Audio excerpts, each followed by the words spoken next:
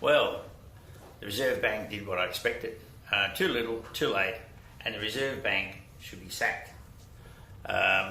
We've always said that Reserve Bank do too little, too late, and that's what they've done today. If you look at the reasons that they've given for twiddling their thumbs, it's absolutely crazy. They've let the economy down just when the economy really needs an active, vibrant Reserve Bank. So last month, Kevin predicted that Reserve Bank will keep rates on hold, and they've done that again today at the meeting, keeping rates at 1.75. So Kevin, what are some of the reasons you think they might have kept rates on hold at 1.75? Basically because I agree with economist Clifford Bennett that they're inbred. They leave school, they come out of university, they go to the Reserve Bank and they educate each other.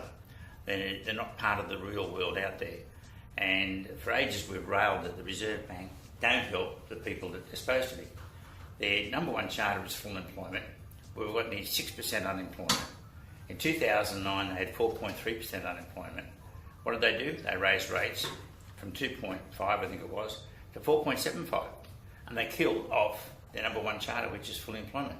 We're still sitting up around that 6%. So what we need to do is sack the Reserve Bank. So if we sack the Reserve Bank and we put Kevin Young in charge of the Reserve Bank as governor, where do you see interest rates going in the future?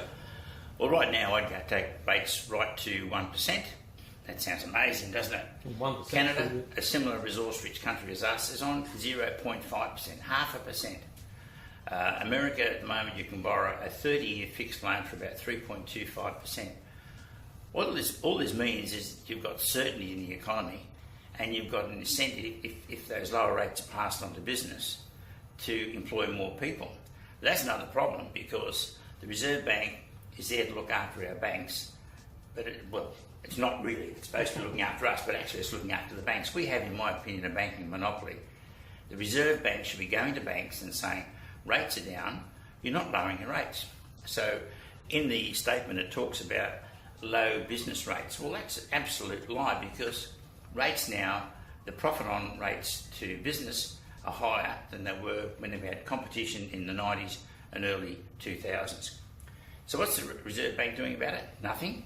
What's our federal government doing about it? Nothing. So, the Reserve Bank should be sacked.